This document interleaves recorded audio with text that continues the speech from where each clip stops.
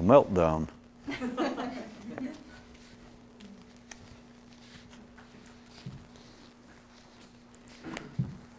There was once a man who compiled a list of the many names that have been given to describe the goal of the mystic's quest.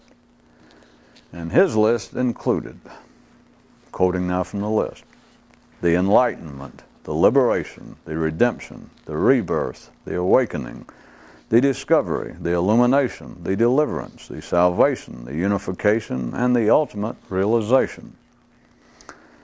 And for a long time he thought about these descriptions. And the more he thought about them, the more he understood them. And the more he understood them, the less he thought about them.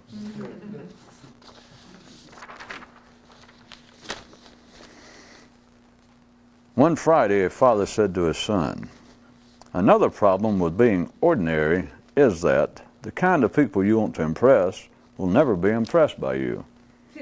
Which is why they're the types of people you want to impress." The kid figured the old man, again, was actually talking about the sort of ideas men commonly find heroic and why they ultimately never satisfy. How local trains can end up following plaster horses.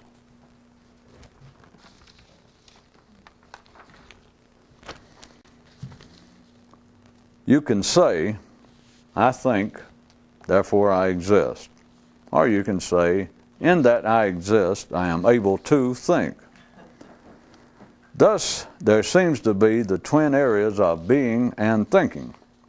But it is not that thinking precedes being, but is that while being precedes thinking, it does not come into existence until a man can think about it. Here the matter ends as regards the interest of routine men, but rest assured there is an intellectual destination way past that apparent terminus.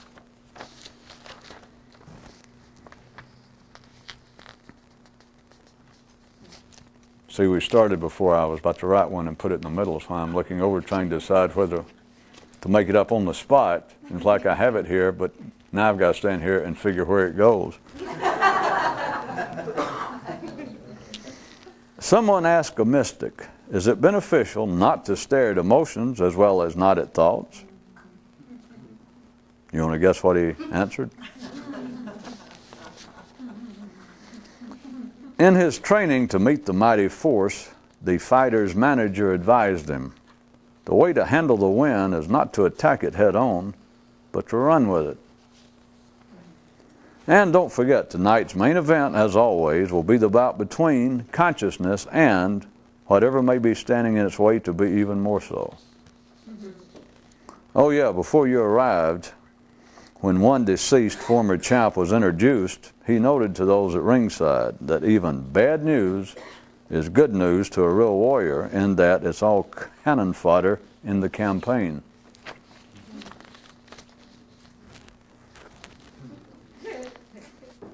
I got a pen and a blank piece of paper. One mystic's understanding. The difference between us and everybody else is the same difference as between what happens in life and what I think about what happens. That may not be much, but that's the end of it. The woeful beginning and the baleful end of it. Moral. A fool redeemed is a fool no more. Moral. Once a fool, always a fool. Moral, daybreak moral. Once called a fool, always a fool. As long as you deal in names. Romantic planetary proverb updated for those with greater intellectual interest. Talk makes the buses run.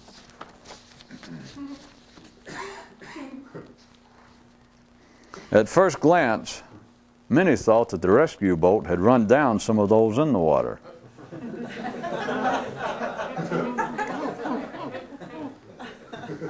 And note, first glances can last a lifetime. The awakened travel in a contrary direction compared to ordinary men again, and that to them, Thoughts are a target and consciousness a weapon, just the opposite to everyone else's view. On one world, the supreme example of an intelligent man is one with nothing on his mind. The one superhero yet to appear in your local comic strip is Captain Seamless. Daddy asked a lad, "Why can't we live someplace else?" "Ah, but we can, my boy. Ah, but we can." After writing a lengthy, comprehensive introduction to his book, he suddenly realized what he had done and abandoned the entire project. As they strolled through town, passing the marquees of the many places of popular entertainment and cultivation, a father said to his son, "The danger in watching a magic show is that the spectators always become hypnotized and stuck to their seats." And the lad immediately realized that the old man was not actually referring to sleight of hand acts nor performers intentionally putting their audience into a trance. Showtime's update. The mind is always ready to go on, words forever prepared to take you away. Theater District Walking Guide. There are public places of entertainment and private ones. What happens in life and what men think about the happenings. And if you still see a distinction between the two, your personal sense of entertainment has not yet reached the level of elucidation. One day, as a joke, one man made his mind say to his consciousness, "Hey, if you're going somewhere, take me with you." There was once an unknown tribe which believed, or said they believed, that God loves a cheerful giver. As long as you don't try and give me that shit. There were some quotes within quotes there you had to put together for yourself. As they rode along the trail of life, one of the horsemen would periodically sing, "Do not forsake me, oh my darling." And they were joined for a while by a knight who, once he heard this refrain, began to sing to himself as he would roll his eyes upward, "Oh, please forsake me, oh my darling."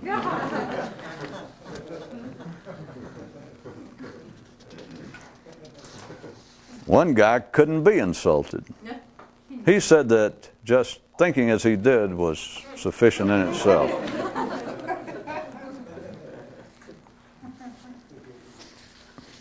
As they discussed man's notion of the sacredness of certain things and the contrary attitude thereto, a father noted to his son, "If those more conscious had anything that they considered blasphemous, it would be babbling." And the lad replied, "And I'll bet you don't mean just regarding talk." And the old man said, "You're getting better at this all the time." Fact. Most people can't tell their thoughts from their emotions. Upside. With most, it doesn't matter anyway. Routine life in the city. People would rather be entertained than enlightened, even when the entertainment is painful. Go figure. Of course, if you still live in the neural city, you don't have to go anywhere to figure it out. Ouch! I hurt, therefore I am. The drill sergeant presented the class this challenge. Describe consciousness fashioned by thought. And one recruit offered this instant definition. It is the ultimate in hanging on by the fingernails.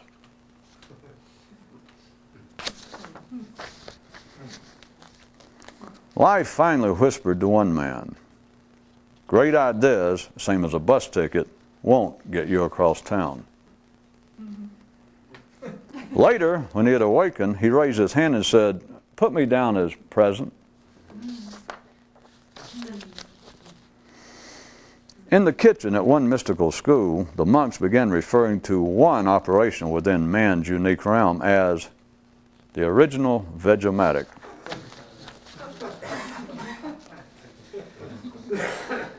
Oh, please forsake me. The consciousness hungry's thought for the day. You can make an analogy out of a sow's ear, but be sure and turn it inside out before you leave.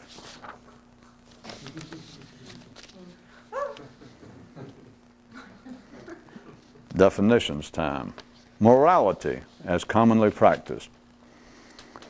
Having to explain what you did.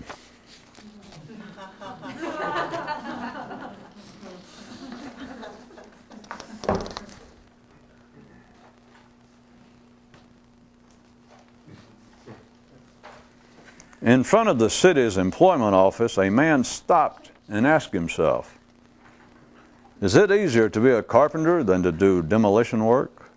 Is it more rewarding to develop new poisons or to raise roaches?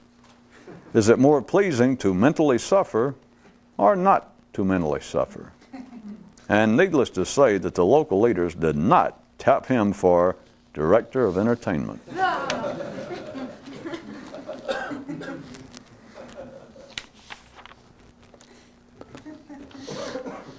Yet one more way to spot the difference, even if it's in you. Those who are never going to get there spend their lives trying to find the methods to get there, while those who bluntly seen where there actually is understand that the so-called methods, they understand the so-called methods quite well and have no excuse spending their lives on anything else other than for an excuse for not being there all of the time. Caramba, thought a mystic. But is not the simplicity of it all a thing of rare and frightening beauty?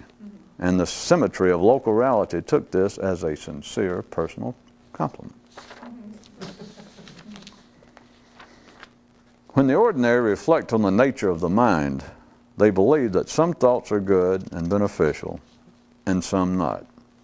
The awakened do not suffer such costly extravagances. A perfectly balanced acrobat never thinks anything's wrong. Local life is not wont to tolerate perfectly balanced acrobats.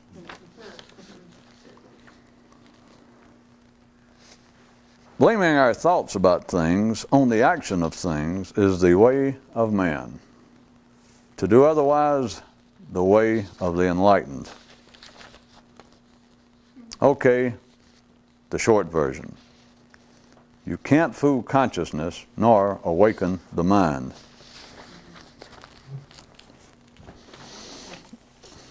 Going ahead and write it on the spot, folks.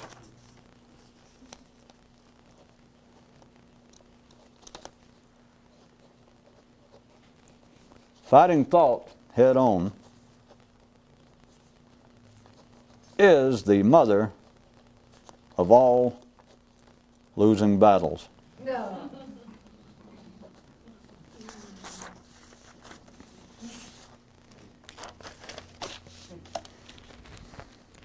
The calendar of seamless awareness. The change of season is no reason to separate winter from spring. And a final definition. The poverty of the awakened, having no thoughts to call your own.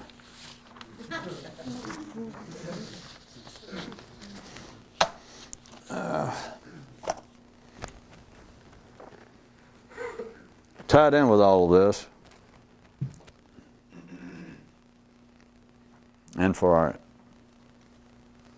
beginning wrap-up, is the fact that to think about life is to oppose life. The temptation would be to qualify the statement, which even yours truly is given to this same sort of captious, though oftentimes apparently perfunctory, if not profitable, exercise of always conditioning statements that would sound to fly in the face of routine logic, routine reason. That is, to think about life is to oppose life. The temptation is to say something like, if you're trying to reach enlightenment, if you're trying to be more conscious.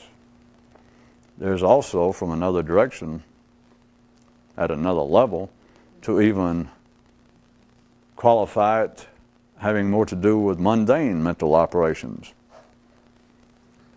But at any rate, to make the statement, back to where I started, that to think about life is to oppose life. If you did not leave that as perhaps some demented fortune cookie stuffer's idea of a joke, or that you pulled it out of a fortune cookie and you thought, well, obviously it got torn off the machine too early and there was some other part. You're looking, your mind sees ellipses that you're just sure there was something else. Because that alone, that doesn't even qualify as that's just an intolerable proverb, epigram. It's, even though the sentence makes rhetorical sense, nobody's going to abide that. To think about life is to oppose life. Still not at the center of the target, but I was wanting you to consider, I wasn't making some editorial comment on my proclivity when I said the temptation was for me to qualify it. Think about your own mind. We're not talking about me or some weakness I have or something I'm trying to serve up to the audience. Any statement such as that, when they're publicly known, when they become part of the collective knowledge of man, they are always qualified.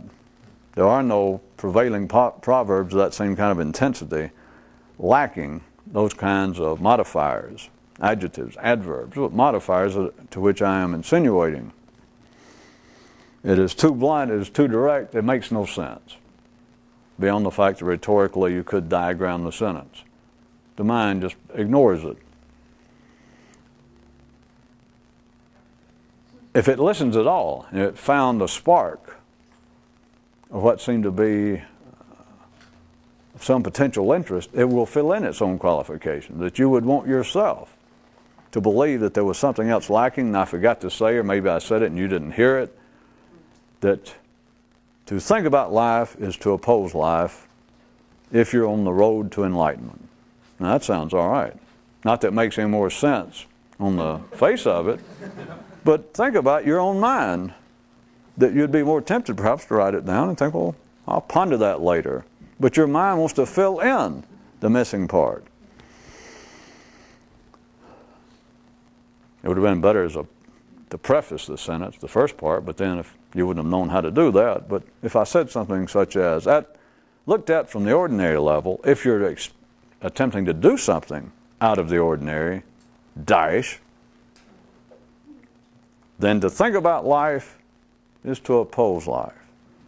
Now you could take all that down. I could get people of a fairly moderate, sane mental milieu to consider that and think, well, I'm not sure exactly what it means, but it seems potentially pregnant, that it could mean something allegorically. But just to say, to think about life is to oppose life, is out of the realm of general sanity.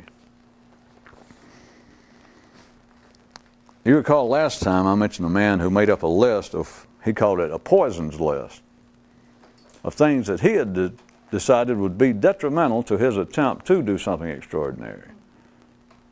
And tonight, it opened up with a man who, being of the same turn of mind, the same sort of interest, he compiled a list of all the descriptions,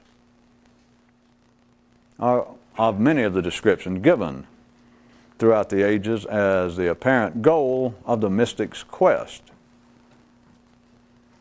The man did not, if I may go ahead and speak for him, if you didn't miss it, the man did not make up the list for some literary purpose, for some linguistic purpose, because it said that he then for many years studied the names.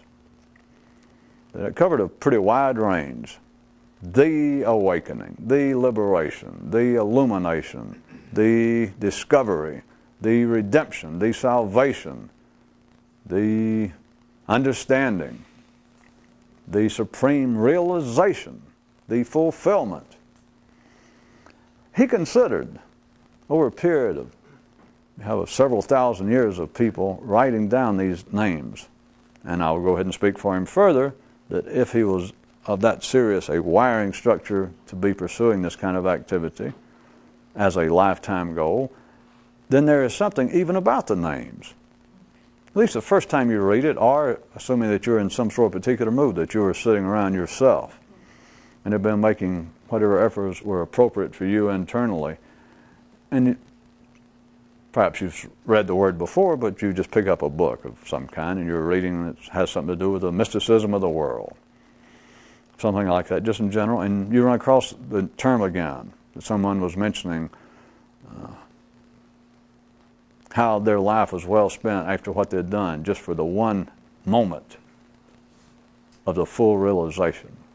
And you can just sit there all by yourself, nothing strange going on, no drugs, and the name just will send shivers. You just know, yeah, you just wish whoever said that, whoever the first person said it, etc., you wish that they were there right then, you'd want to give them a little hug. You know, God, oh, yes. So the man studied the names, not for some historical purpose, and not engaged in comparative investigation of mystical terms. But he considered, he studied all of those names, the liberation, the redemption, the completion, the deliverance, the illumination. Years and years he would just study the list itself and look at the names and do many other, whatever he did internally. Between him and the man I mentioned last time who made up the list of poisons, of things that in a sense were names of actual things and operations that he considered detrimental, drugs, anger, self-pity, giving serious consideration or criticism to popular ideas. And remember, those of you that have already forgotten, he went through the list: poisons, he started off anger, drugs, self-pity, giving serious consideration or criticism to popular ideas, reading, then personal reflection and serious meditation, and then suddenly he got the shock of his fucking life. That was the full news item for those of you who did not get it the first time. Still up to you to figure out what the shock of his life was.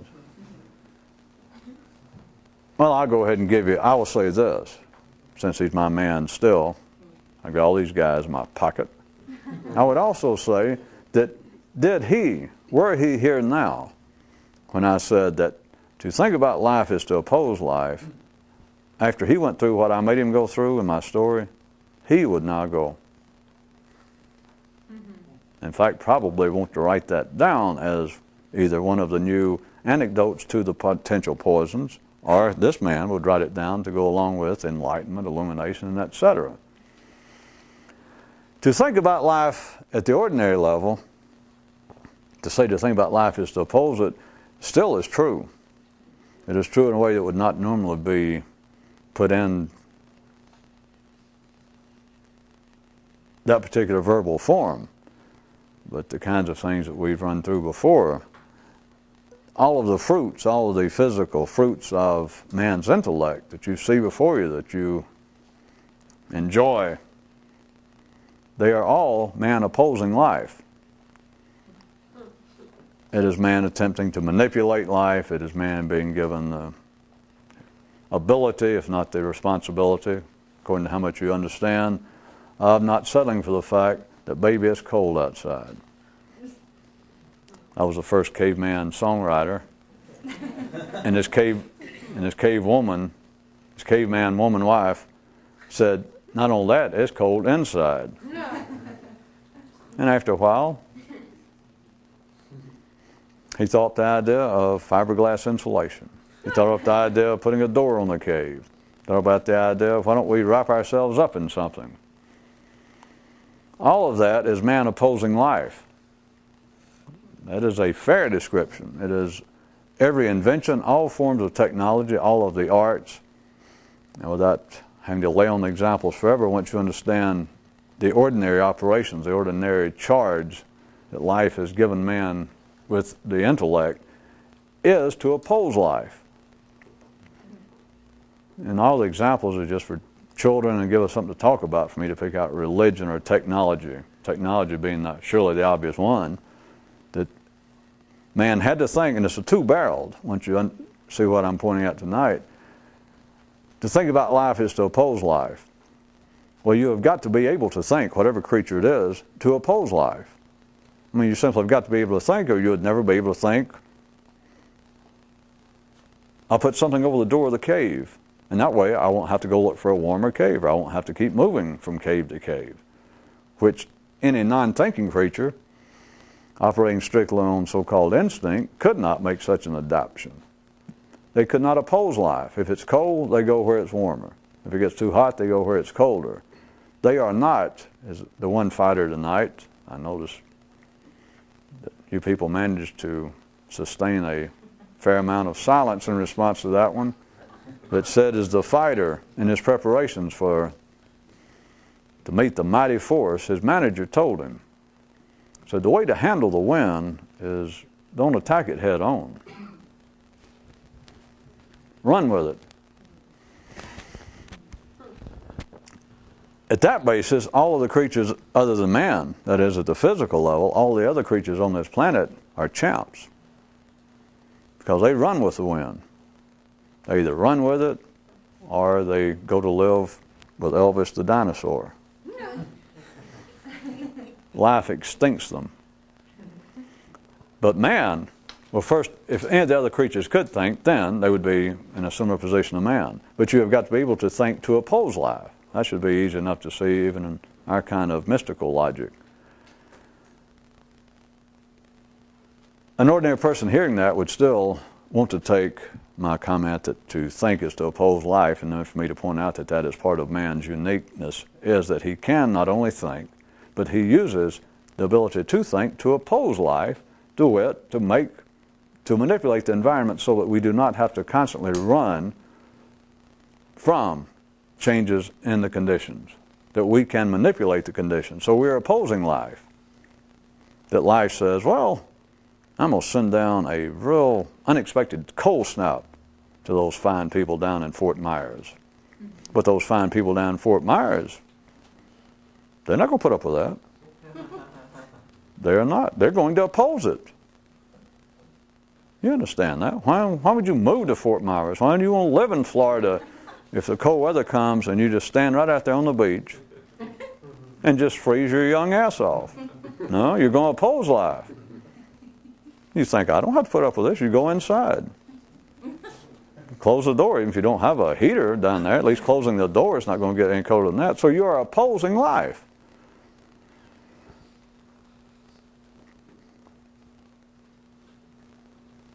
Ordinary minds, even after they would hear my comment that to think the normal operations of all human thought is a physical, the only way that they're normally spotted is a physical manifestation of manipulating life. That includes the arts, by the way, if you want to hit examples, because the manipulation is human extrapolations, attempt to explain what life is about through the arts, which is still opposing art, because, but again, no one, I tried to sneak it up on you, I define morality as normally practiced as having to explain what you did. If you have to explain life, if you have to interpret life, if you feel the need to interpret life, do you understand you're opposing life? In that sense, every artist, if we're going to look at an artist as being separate from a scientist, from an engineer, which they're the ones that perhaps was easier to see that to think is to oppose life, and their job is to oppose life, that is to build structures, for one instance, to oppose the change, the inclement, the unacceptable changes in the conditions. That is technology, that is physical progress. But what I want you to see is the manifestations at the ordinary level of the human intellect. The entire output, the entire observable manifestations of the human intellect is still an attempt to oppose life. Philosophy. Maybe I should hit another I need to see a spark or two in somebody's eyes because you need to get this for me to go on. You can surely see, even speaking allegorically, if you took it allegorically, for me to say that the mind's main operation is to oppose life, and pulled out the example of technology, of building automobiles. That's an opposition to life. In what way? So that you don't have to walk and it takes you forever to go somewhere. It's opposing life.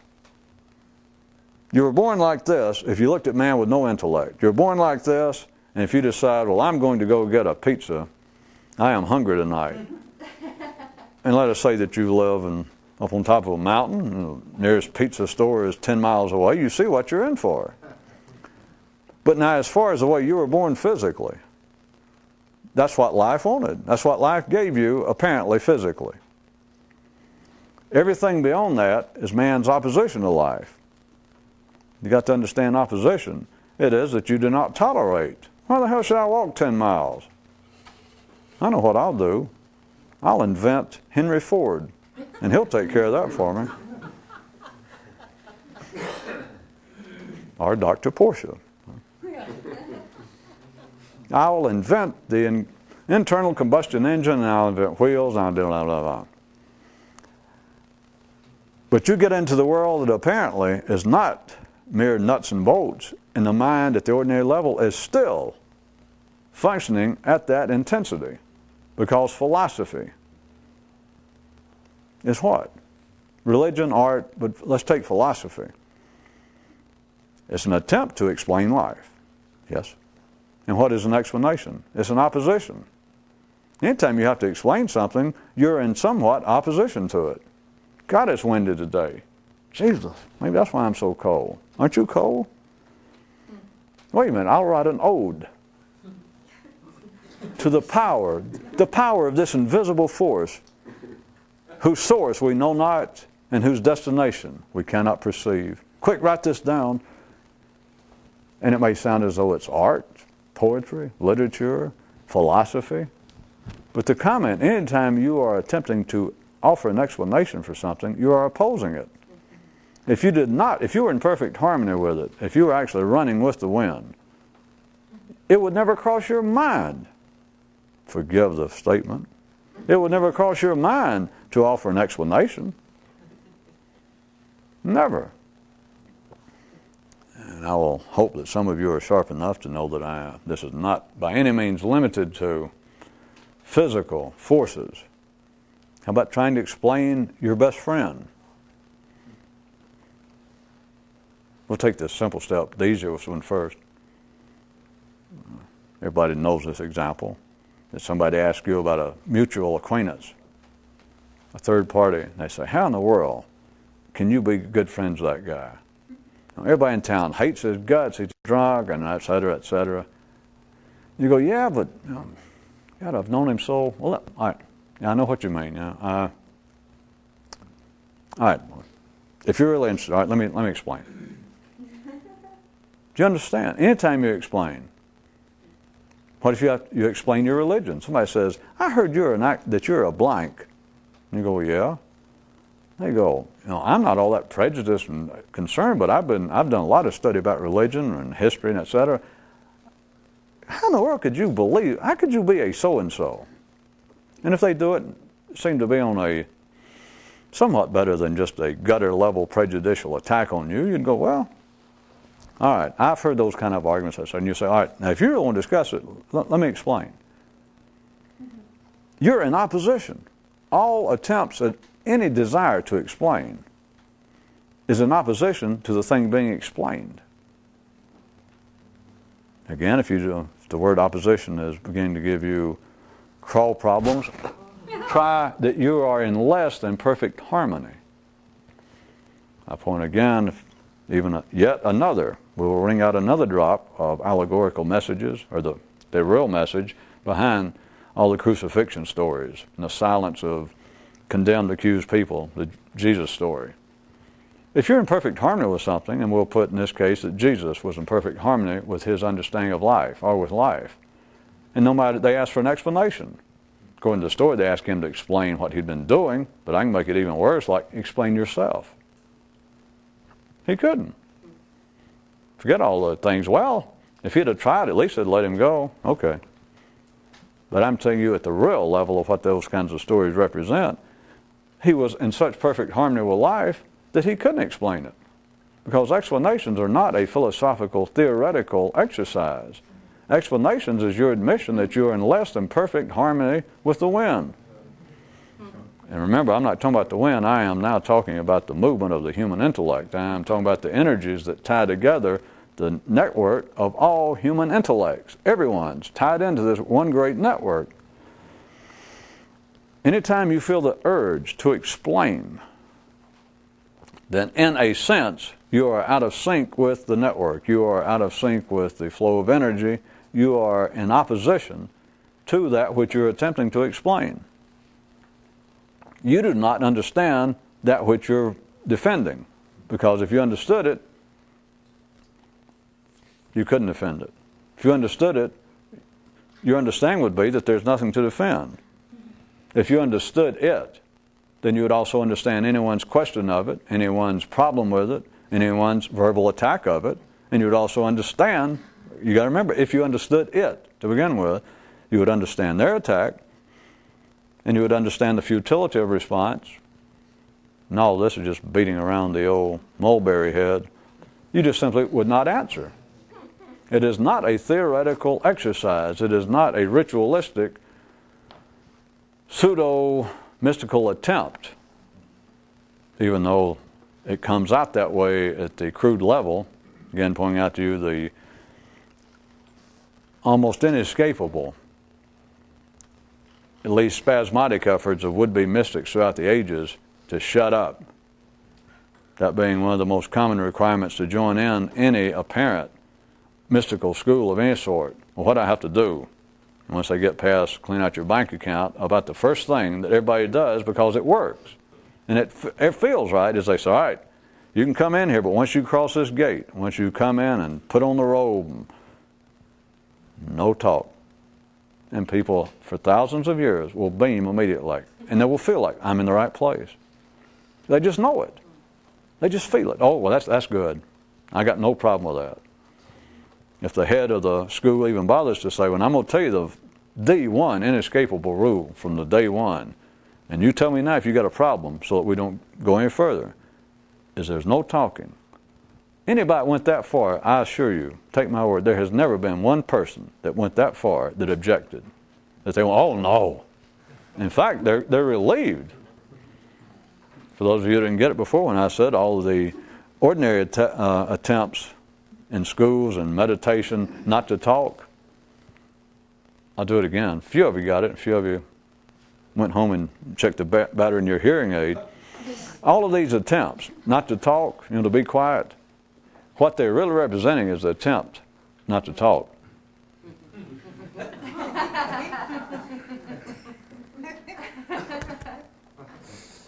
That's right. You heard it correctly again. So those who would get far enough to knock on the door of a school, and when they're told, well, there's one requirement, unconditional, right off, first day, and so you might as well face it now, and you will be expelled should you break it. So let me tell you, it's quite simple. No talk. Just no talk. That's it. No condition. No talk. Everyone, they just beam. They like the idea. Although that by itself certainly is not going to, it's like trying to go through a back door and by so doing implode the building itself. But they're delighted just over the fact of, oh God, now I can shut up even if I don't want to. Somebody's going to make me shut up. I mean, many people, I assure you, if they'd already cleaned out their bank account and turned over to the monk the check or all their belongings, they immediately considered, hey, it's already a bargain. Now let me get this straight. If I give you this check, I sold everything I got. Now if I give you this and you let me come in, you're telling me I can't talk ever again. Well, if we ever want you to talk, we'll let you know. But no, chances are, no, you're never going to talk again. Now you promise. Now here's the check. Now if I give it to you, you promise that I can't talk from now on. And if they go, that's it. Are you deaf? You can't talk. Listen, stick your head out the window. Look at them. They go, here. And they consider it a bargain already. back to where we were, that if you can see all of man's technology, all inventions, as a quite physical, a quite real opposition to life, besides the easier versions I've given, the ones like manipulate the environment, try and control the environment, try and change the physical environment such that you're not at the absolute, instant, momentary, ephemeral whim of life, then people can see that, but also understand that is an opposition to life. It is an opposition. It's simply, if you were not in opposition, you wouldn't wear clothes, at least not for the sake of your body temperature. You would not live in a house. You would not own any transportation. You would just, nowadays you would be considered, rightfully so, you'd be considered mentally challenged. No. Crazy. I mean, you would have to be crazy. You would have to be less insane nowadays not to avail yourself of the technology. And so it is all in opposition to life physically. But where we were about the silence and etc., if you get into areas, if I took an ordinary man's mind and he rode along that far, and I said, all right, now let's forget the technology. You understand that? And he'd say, yeah, I can accept your story thus far with a certain degree of allegory to it. But that to think is to oppose life, or to see the physical fruits and benefits thus far of man's intellectual behavior, his intellectual operations, is, I can see what you're saying, is in opposition to life. That's how we develop everything. Everything that you see that man has invented and made is in some way in opposition to life, the natural physical environment as it would be were it not for this interference, not for these technologies and inventions, etc. And this man, my fictitious reasonable man, would go, all right. And if I said, but did you realize it goes in everything else? And if he'd followed it this far, and we just want still playing along as sort of a philosophical mental game, he'd go, no. Because then he would think into the world of philosophy. I guess with a small p or f, according to where you're from. By philosophy, now I mean, let's take everything in the world of man, the mental world of man, not the physical technologies, but all the religion, the mythologies, the philosophies, the political structures, the economic theories, everything that man thinks. That is not aimed at a physical end product. If I told that same man, I said, now when we get into that area, it is no different. Now you think for a second, because this is getting around to you. As you know, it's not between us and some fictitious or even real people of some sort of intellectual tug of war. The mind would say, no, because you can't even compare the two. Because when you start thinking about philosophy, with a small f, when you start thinking about the nature of man, the psychological dynamics of being humans, the sociological dynamics of large groups of people, you think about the ideas of religion, if just from a mythological, just from a historical view. You start thinking about all of man's dreams, his ideas of afterlives, his ideas of, no, that's not in opposition to life. If anything, no, it's not in opposition to life. But it is. Because the need, any explanation is based upon opposition. I thought maybe it'd make a little more sense. Well, you do know, a few people in TV Atlantis, this is no more attack upon man's philosophy and all of his arts and etc. than it is an attack on technology, which would be a supreme neo version of, I'd be Mr. Luddy again. We'd have the era of Luddyitism revisited for me to stand here and condemn technology when the only reason we're staying here right now where we are is so it can be taped on this electronic equipment. Because you might notice that doesn't stop. You can turn on almost anywhere and find a TV preacher or TV commentators, social commentators, condemning what? Social commentary. Our news commentators condemning the shoddiness of contemporary news coverage as becoming nothing but sleazy tabloid type journalism that used to be the real news, and to prove it, they will cover and report on some of the sleazy shows going on. This is way past routine irony, people. Captain Irony wouldn't even show up for this. He would fall into a trance, have a small stroke.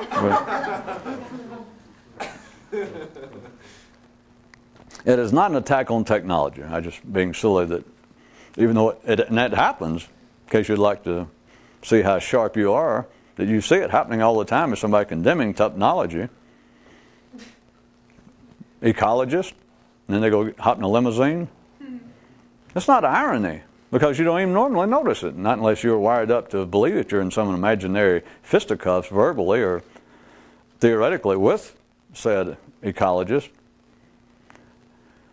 This is not an attack on technology, but it is also not an attack in any way on man's philosophies. And I don't mean any particular one, all of them.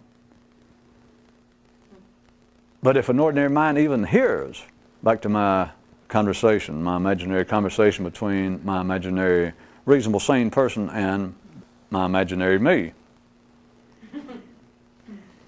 And I've told him, after he agreed, that, well, all right, I can see that technology, all of man's the physical changes he has wrought upon this environment, upon this planet, in a sense, I agree with you, are manifestations of an opposition to the status quo, to life. Okay. But, says my fictitious man, in the area of thought, philosophy, religion, but philosophy, you understand, he would say it is not opposition to thought. It's an attempt to understand life. It's a complete different level, would say my reasonable man. He would say, I agree with you, there's nothing wrong with technology, and I see it as a form of opposition. I'll accept your definition of it for a second. But to say that all of man's attempts to understand life, not to change life, not to change what happens in life, but his thinking about what happens in life, his thinking about life, my reasonable person would say, no, that doesn't even make sense to say that that's in opposition to life. And the reason is because the mind cannot see, I'll go back and try it a third time, the mind cannot see that all, notice there are no asterisks there, no conditions, no parenthetical asides, all explanations are based upon opposition to that which is being explained. That is the hard version, because that's the blunt version. The easier version for those of you people wearing Vaseline slippers, that was the nice version of what I started to say, is to say that all explanations are based upon the explainer being in less than perfect harmony with that which he is about to explain. It is so blunt, it's not an attack on the mind, but the mind cannot see that at the ordinary level, because the mind will begin to analyze and want to explain that, or at least explain its opposition to what I just said. I'm going to try it one more time. Think about this, the death-defying, the Jesus story, and there's been others, but there it is, somebody, and they say, explain what you're doing. And let's assume that they were trying to actually give him a fair judicial hearing, that it wasn't rigged. They say, explain what you're doing. I don't know who you are. You've been charged, the state, that is the old mind, routine thought, has brought you here, and they've charged you with such and such, and it sounds like hideous crimes. He wasn't throwing firebombs physically. The opposition to the state, the opposition to the status quo was up here. And so let's assume he's got a fair, impartial judge. It's never heard of him. He says, well, I've read the charges, and so I'm not used to, this is not the standard trial of a man for his explanations of life, which is what it was. So would you explain to me, what are they charging you for? And just explain to me what's going on. And he said, nothing. Now, jumping back and forth, like I know you can do, from taking such stories as being literal historical record and being absolute outright allegory, and you can do them both simultaneously. But consider the implications that someone could die or would die. Then you can't stay on that 1 foot too long, or else you fall into the captious hands of ordinary thought, that is religious thought, of thinking that they died for some cause, that a man would refuse to talk because of some sense of morality, or that would conflict with his sense of some particular religious or philosophical morality. No. You cannot speak if you're not in opposition to anything. You certainly cannot explain anything, because any explanation is an admission. No one ever recognizes it, but it is an admission that you are not in complete harmony with it. If it helps at all, an easier version, I can make it one step easier backwards. The attempt, the desire to explain something shows that you do not really accept it yourself. But this is not simply psychological shredding of contemporary beliefs. It is chemical, electrical fact. If the force moves through you, forget the words now and forget what religion is, what philosophical idea, it's a force. It's electrochemical energy running through you, and now you are in an electrochemical dance with every other creature, but let's say man on this planet. Now, ordinary minds take it to be of great importance. If I say, well, now all talk is simply electrochemical energy, they go, yeah. Now, so now picture the idea like a trial of Socrates or a Jesus, or a man trying to explain what he believes in life or why he's thought a certain thing. Now, imagine that the words, well, never mind imagine. We'll have to hurry. I'm talking to the guy and I say, all right, strike the words. They're just sounds. The words are the same thing to the reality of what's going on as air conditioning is to being able to adapt to the environment. And I'm sure the man on your behalf would go, what? All right. I said, all right, look back pick out a story, pick out a trial of Jesus. And this verbal byplay that ended up with him being crucified. Okay? But now all the noise that went on, they brought him there, we just chop up reality right quick. Purpose of the Veg-O-Matic. Here we got Jesus, he's staying there, and this impartial judge says, right, you've been accused of so-and-so, right?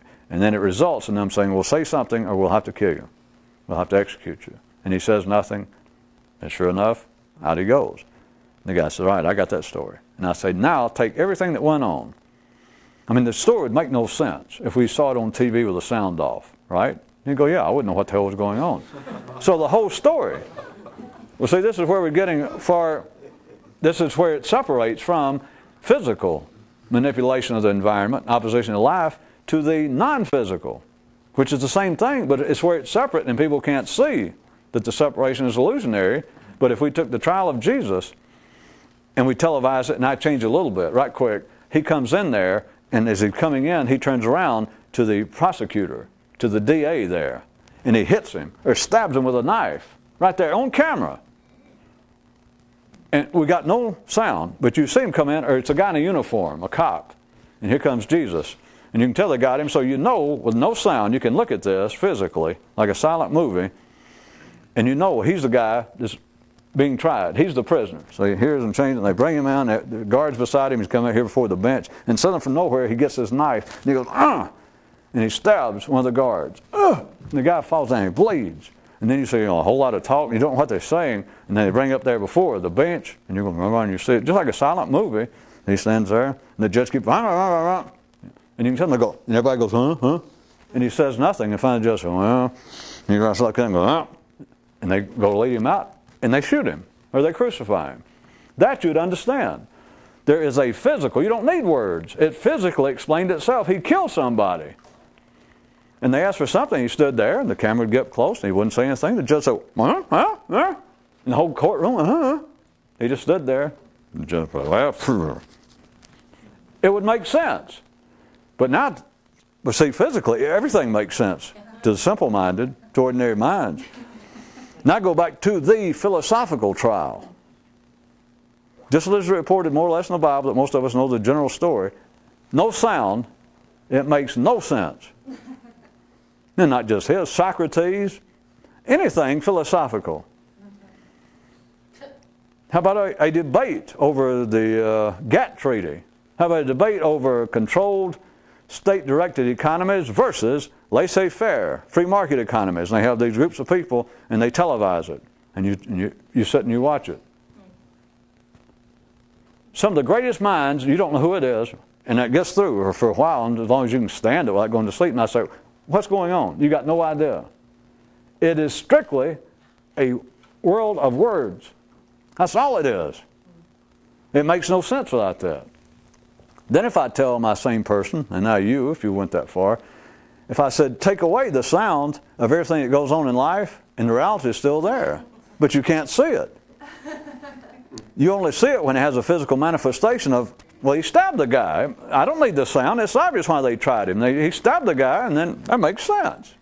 I don't have to know anything else. Now, so how about it without the sound, without that kind of physical thing? That he goes in, and it's just talk. And it gets to the end, they take him out and kill him. Now, so what happened? You got no idea. That is the nature of the philosophical opposition, all explanations to life. And the mind says, no, no, no. Because each one has some specific purpose. They only killed Jesus. They only executed John Dillinger. Well, they didn't execute him. They only such and such things happen in life because of specific things, not physical. I'm speaking now from an ordinary man. He says, in trials for literary plagiarism, for theft of services, for what they call stealing from copyrighted material in the internets and places now. You'd say, well, it makes sense. I mean, there's a purpose to it. No, it doesn't. And they say, well, it has to be a specific, something going on. There has to be, if there's a philosophical argument, a disagreement between two people or two groups of people to such a point that results, such as in bloodshed, then the words are very important. We have to know what they were. No, you don't. Only ordinary people do. The words do not matter.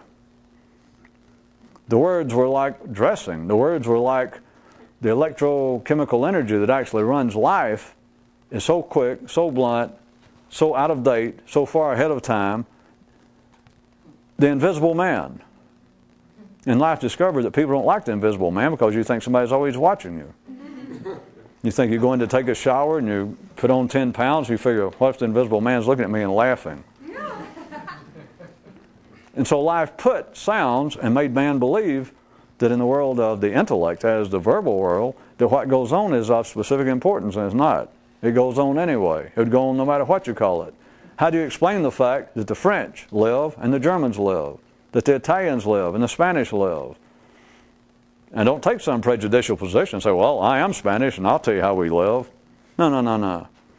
The world survives all these languages, all these different philosophies, all of these different political schemes. Why? Because they're irrelevant. And they will all go, all those involved say, no, no, no, no. Let me, and I jump in, I say, may I finish the sentence? Let me explain? Yes, that's what I was going to do, is let me explain. You know why? Because there's nothing to explain. Another hard version, put it back to you another way, I know it begins to sound psychological, and it's not. It begins to sound as though it's a psychologically based. They want to explain it because they themselves do not understand it. That's true, but that's not the reason. It's not some kind of attempted misdirection. The only reason that you ever feel the need to try and explain something is because you do not understand it. Now, why do people think? Now forget all this thing, but forget about me and talking to somebody. You! Why the hell do you think, each individual? You know why? To oppose life. And at the ordinary level, well, of course, you can consider it's extraordinary. No, I don't just sit around and think.